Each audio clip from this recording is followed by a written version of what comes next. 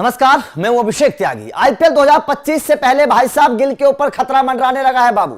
हालात खराब होने लगे हैं गिल के, क्योंकि गिल एक ऐसी गलती कर बैठे हैं। दिलीप ट्रॉफी में जो है गिल कप्तानी कर रहे हैं और गिल एक ऐसी गलती कर बैठे हैं जिसका पछतावा उनको अब होगा, क्योंकि आईपीएल 2025 में अब गिल की कप्तानी जा सकती है। भाई साहब आईपीएल 2025 में 2024 में भी गिल की कप्तानी के ऊपर सवाल खड़े हुए थे। आपको पता है गुजरात की क्या हालात हुए थे, गुजरात किस तरीके से खेली थी, निचले पायदान पर गुजरात रही थी। लेकिन अब आईपीएल 2025 में भी गिल की कप्तानी जा सकती है, क्योंकि उससे पहले गिल ने बहुत बड़ा बवाल कर दिया है और गिल की कप्तानी पर सवाल खड़े हो, ना केवल कप्तानी पर सवाल खड़े हो रहे हैं बल्कि बल्लेबाजी पर भी सवाल खड़े हो रहे हैं, उनकी टेक्निक पर भी सवाल खड़े हो रहे हैं। और ये कहा जा रहा है कि गिल भाई साहब क्या कर रहे हो, माइंडसेट कहां है, आखिर क्या प्रेशर है आपके ऊपर। अब पूरी खबर एक बार जान लीजिए। दरअसल हुआ क्या है कि शुभमन गिल जो थे, जब मुशीर बल्लेबाजी कर रहे थे और शुभमन गिल की टीम वहां पर कप्तानी, मतलब शुभमन गिल की टीम फील्डिंग कर रही थी। अब मुशीर तो बहुत अच्छी बल्लेबाजी कर रहे थे।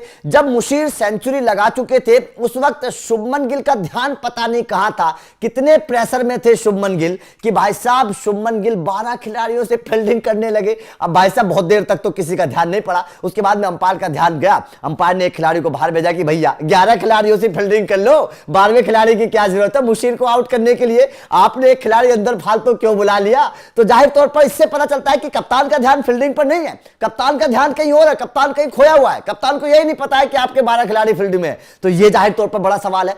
उसके बाद में शुभमन गिल की बल्लेबाजी, यह तस्वीर देखिएगा, यह तस्वीर है शुभमन गिल के आउट होने की। नवदीप सैनी की गेंद पर शुभमन गिल आउट हुए। अब इसमें शुभमन गिल की टेक्निक को देखिएगा। शुभमन गिल की टेक्निक क्या है कि ओप स्टंप के बाहर गेंद पिच हुई, नवदीप सैनी की गेंद थी, ओप स्टंप के बाहर पिच हुई, शुभमन गिल ने बल्ला ऊपर उठा दिया कि गेंद बाहर चली जाएगी, लेकिन इन स्विंग को नहीं पढ़ पाए और वो गेंद अंदर आई और शुभमन गिल के स्टंप को उड़ा दिए। अब यहां पर यह सवाल खड़ा हो रहा है कि भाई साहब आप तो टीम इंडिया के प्रमुख ओपनर हैं, आप तस्वीर देखिएगा कहां शुभमन गिल का पैर है, कहां बल्ला है और गेंद कितनी अंदर आई। मतलब शुभमन गिल हाथ से नहीं पढ़ पाए। जो दिलीप ट्रॉफी में भी इसी तरीके से आउट हुए हैं और उसके पहले WTC में भी इसी तरीके से शुभमन गिल आउट हुए थे, जब मतलब वो टीम इंडिया को मतलब ओपनर के तौर पर झटका देकर चले गए थे। तो यहां पर शुभमन गिल की टेक्निक के ऊपर सवाल है कि आप नवदीप सैनी की उंगलियों को, हाथ को क्यों नहीं पढ़ पाए। अगर आप एक इतने बड़े बल्लेबाज होकर टीम इंडिया के, क्योंकि अब तो प्रमुख ओपनर है शुभमन गिल, अगर आप एक प्रमुख ओपनर होने के बावजूद अपने गेंदबाज का हाथ नहीं पढ़ पा रहे हो, गेंदबाजी की उंगलियों को नहीं पढ़ पा रहे हो, गेंद की सीम को नहीं पढ़ पा रहे हो, तो भाई साहब आप कैसे कामयाब होगे। आपके सामने तो जब आप विदेशी पिच पर जाओगे, जब आप विदेशी गेंदबाजों के सामने खेलने के लिए जाओगे तो कैसे पढ़ोगे, क्योंकि विदेशी गेंदबाजों के पास तो भाई साहब गेंद को अंदर और बाहर ले जाने की बहुत अच्छी कला है, भारतीय गेंदबाजों के पास भी है। अगर आप इस तरीके की गेंद की स्विंग को नहीं पढ़ पा रहे हैं, आप चकमा खा रहे हैं, अपना स्टंप छोड़ रहे हैं, तो भाई साहब आप तो आउट हो जाओगे। ये तो शुभमन गिल के ऊपर बहुत बड़ा सवाल है।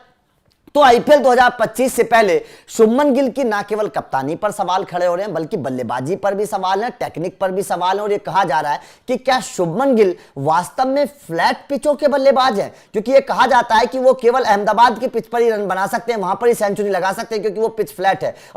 बाकी जहां स्विंगिंग कंडीशंस होती हैं, जहां पर गेंद स्विंग होती है, गेंदबाजों को मदद होती है, वहां पर शुभमन गिल नहीं खेल पाते। और ये पिछले कई सालों से लगातार शुभमन गिल के ऊपर आरोप लग रहा है कि स्विंगिंग पिच पर गेंदबाजों के सामने शुभमन गिल फेल हो जाते हैं, वो बल्लेबाजी नहीं कर पाते, उनकी टेक्निक उस तरीके की नहीं है।